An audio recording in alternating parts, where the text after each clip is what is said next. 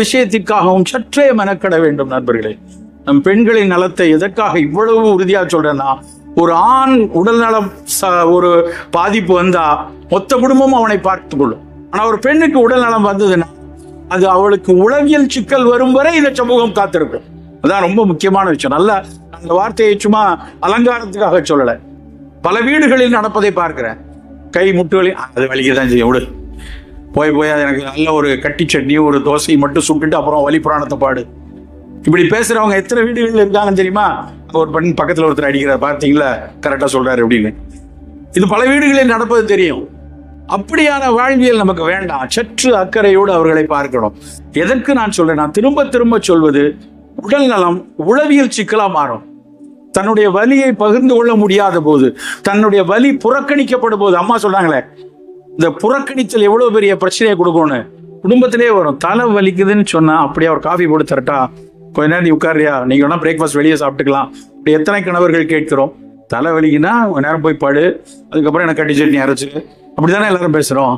தலைவலி இருந்ததுன்னா ஒரு சின்ன சொல், நீ தலையெல்லாம் பிடிச்சி விட்டு சினிமாவில் பண்ணலாம், அட்லீஸ்ட் பார்த்துக்கூடா கொஞ்சம் ரெஸ்ட் எடு, நான் வேணா காஃபி போட்டு தரேன், அப்படி சொல்றவங்க எத்தனை பேர் இருக்காங்க? இப்படி சொல்லாததுனால அந்த பெண்ணுக்கு அது இரத்த கொதிப்பினால் வந்த தலைவலின்னு தெரியாது.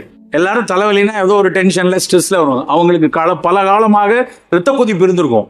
அந்த இரத்த கொதிப்பினால் வந்த தலைவலி என்று தெரியாமல் மருத்துவரிடம் போய் இரத்த கொதிப்பை பார்க்காம மெல்ல மெல்ல அந்த இரத்த கொதிப்பு சிறுநீரகத்தை பாதிக்கக்கூடிய பெண்கள் நிறைய பேர் இருக்காங்க.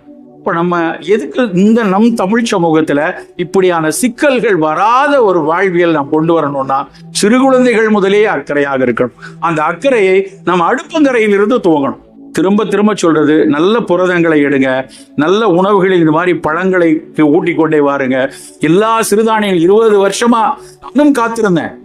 எனக்கு ரொம்ப சந்தோஷமா இருக்கும். எப்பவுமே என்னன்னா 2002-2003 திணையரிசியை பத்தி நான் பேச ஆரம்பித்தேன்.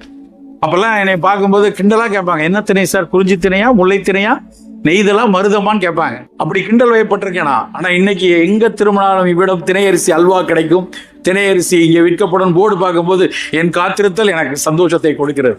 மிக மகிழ்ச்சியா இருக்கு. நண்பர்களே, சில காத்திருப்புகள் மிகச்சிறந்த பலன்களை தரும் என்றுதான் அந்த அம்மாக்களும் சொன்னார்கள். நானும் சொல்கிறேன், நாம் காத்திருக்க வேண்டும். காத்திருத்தலோடு சேர்ந்து சிறு கரிசனத்தை, சிறு மெனக்கடலை சிறு வயதிலிருந்தே நம் குழந்தைகளுக்கு காட்ட வேண்டும். அந்த மெனக்கடலும் அக்கறையும் அடுப்பங்கரையில் துவங்க வேண்டும். அடுப்பங்கரையில் நாம் காட்டும் கூடுதல் 10 நிமிட கரிசனம் அந்த குழந்தையின் ஆயுட்காலத்தில் கூடுதல் 10 ஆண்டுகளை தரும் நண்பர்களே.